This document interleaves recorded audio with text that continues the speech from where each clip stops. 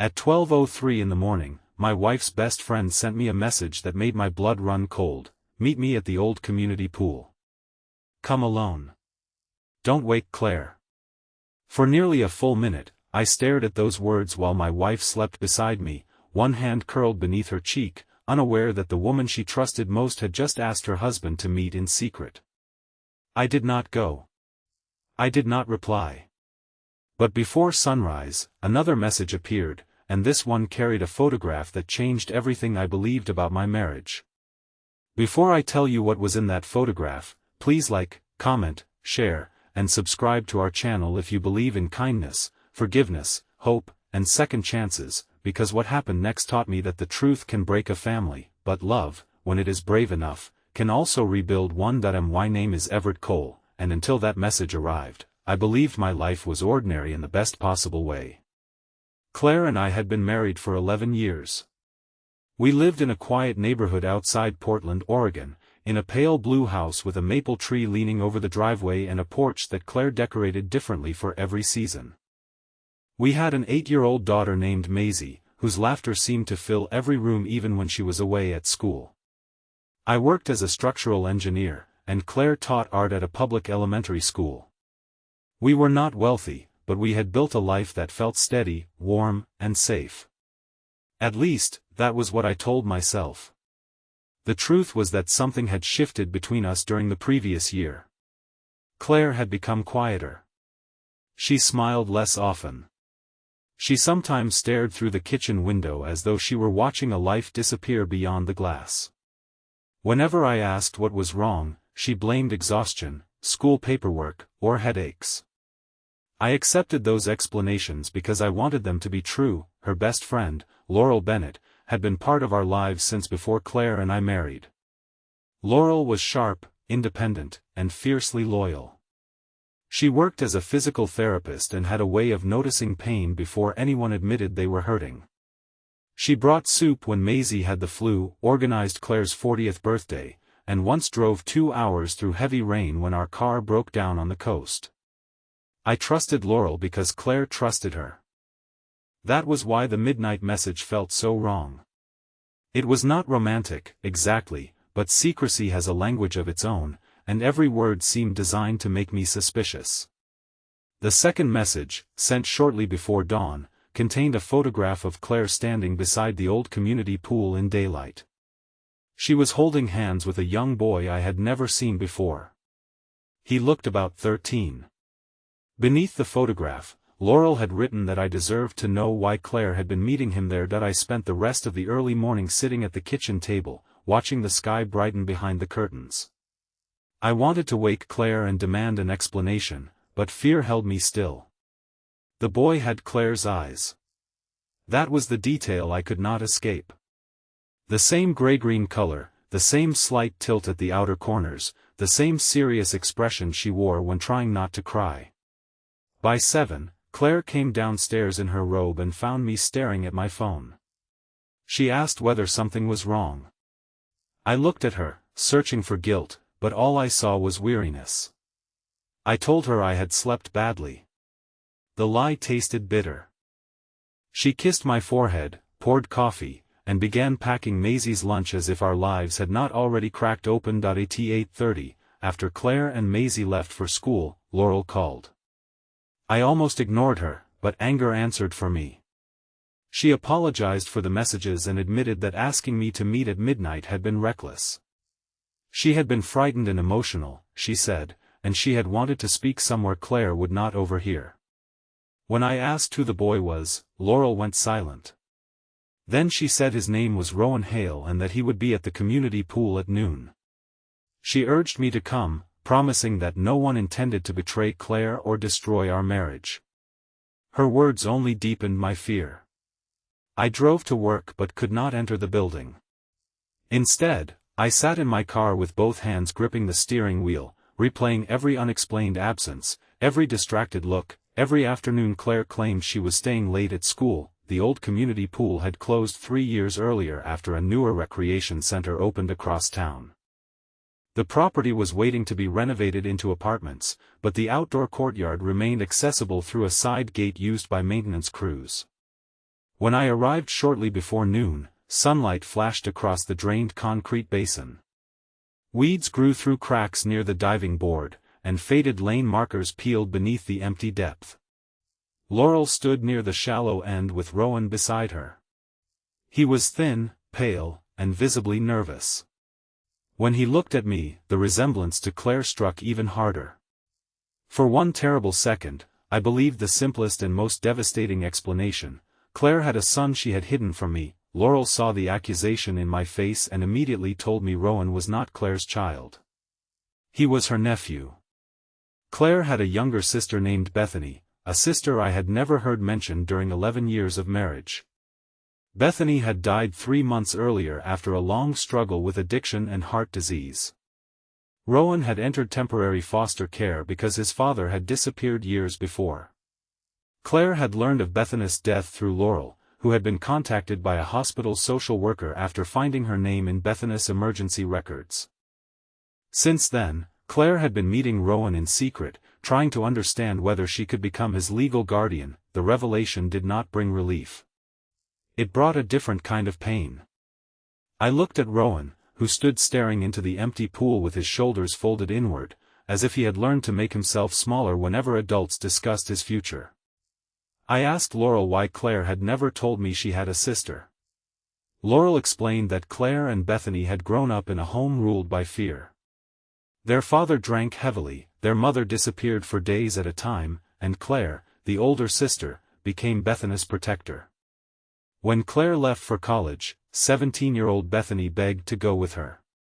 Claire refused because she was barely surviving herself. Bethany ran away soon afterward, fell into destructive relationships, and blamed Claire for abandoning her. Their last conversation ended with words neither woman ever repaired. Claire buried that entire chapter of her life because remembering it made her feel like the frightened girl she had spent years trying to escape. Rowan finally spoke, not in a dramatic confession but with the fragile honesty of someone who expected rejection. He said Claire had been kind to him, but she kept apologizing whenever they met. She brought sandwiches, art supplies, and photographs of Bethany as a child. She asked questions about his school, his favorite books, and whether he felt safe in his foster home. But whenever he asked if he could live with her, Claire became frightened and changed the subject. Rowan believed she was ashamed of him. The pain in his face made my anger collapse into something heavier. Claire was not hiding an affair or a secret child. She was hiding a wound so deep that she could not imagine anyone touching it without turning away. Still, I felt betrayed. Marriage was supposed to mean bringing the unbearable things home. Claire had let Laurel stand beside her while she shut me outside. I asked Laurel why she had contacted me now. She admitted that the guardianship decision could not be delayed much longer. Rowan's foster placement was ending, and he might be transferred to a family several hours away. Claire wanted to take him in, but she was terrified I would refuse or see her differently after learning about her family. Laurel had sent the midnight message after Claire suffered a panic attack beside the pool the previous afternoon.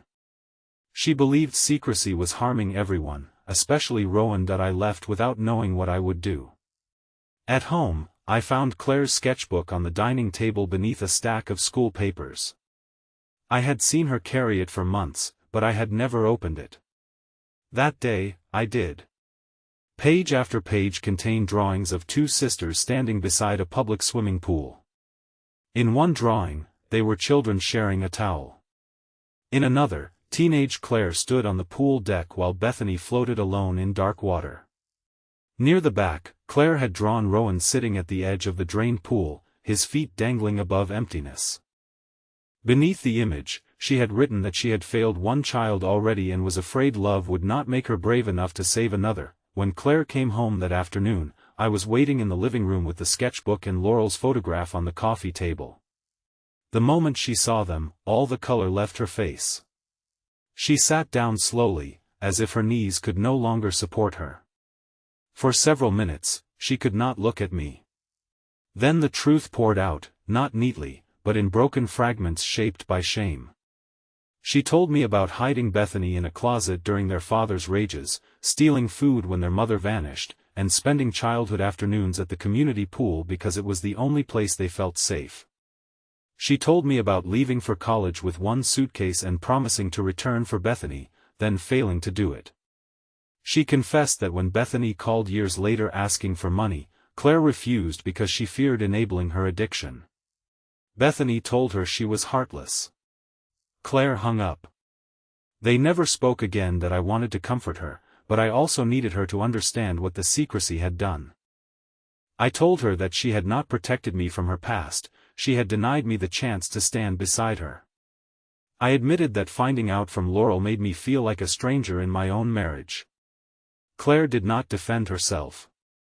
She said she had spent years believing that if I saw where she came from, I would eventually see her as damaged, dishonest, or unworthy of the family we had built. Her fear had grown stronger after Bethany died.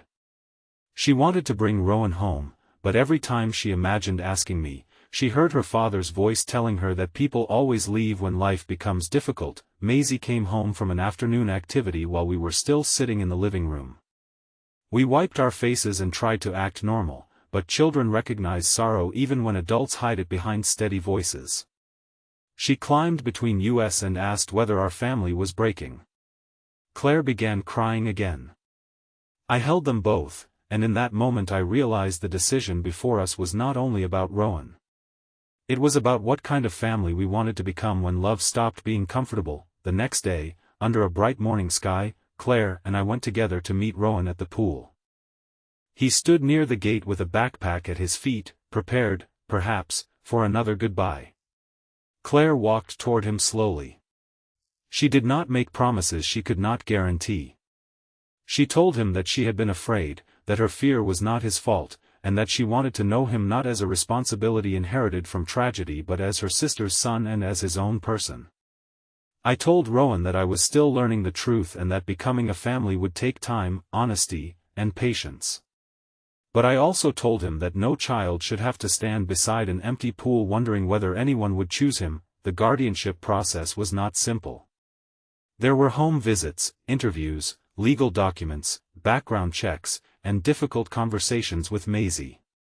Rowan did not move in immediately. At first, he spent Saturdays with us. He barely spoke during meals and kept his backpack beside him, even inside the house. He apologized whenever he used too much milk or left a book on the couch. One afternoon, he accidentally broke a ceramic bowl Claire had made in college. The crash sent him into a panic. He began gathering the pieces with his bare hands, repeatedly insisting that he would leave. Claire knelt beside him, took the sharp fragments away, and told him that people were more important than bowls. It was a sentence she had needed to hear throughout her own childhood. Our marriage also required repair. Trust did not return simply because the secret had a heartbreaking explanation. Claire began counseling, and I joined her for several sessions. She learned that shame thrives in silence, while I learned that anger can sometimes hide fear. I had been terrified that I was not the person she trusted most. She had been terrified that trusting me would cost her everything. We started setting aside 1 hour every Sunday afternoon to speak honestly, even when the truth felt awkward or unfinished. Some Sundays ended in tears. Others ended in laughter. Slowly, the distance between us became a place we crossed instead of a wall we avoided. Laurel apologized to both of us for the midnight message. Claire was furious that she had involved me without permission, but eventually she understood that Laurel had acted from desperation, not betrayal. Their friendship changed. It became less about protecting Claire from discomfort and more about encouraging her to face what she feared. Laurel also became a steady presence for Rowan, helping him through therapy and teaching him to swim at the new recreation center. The first time Rowan entered the water, he froze on the steps. Claire stood waist-deep a few feet away, holding out her hand.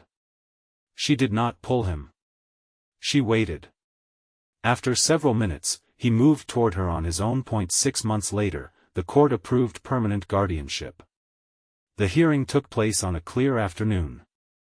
Rowan wore a borrowed navy jacket, Maisie carried a handmade sign with his name painted in bright colors, and Claire held my hand so tightly that my fingers went numb. When the judge asked Rowan whether he understood what the arrangement meant, he said he understood that it meant he would not have to keep his backpack packed. Claire lowered her head and wept. I did too. That summer, before construction began on the old pool, the city allowed former residents to visit the property one last time. We went together in daylight. Claire brought flowers for Bethany, Rowan carried a photograph of his mother, and Maisie brought sidewalk chalk.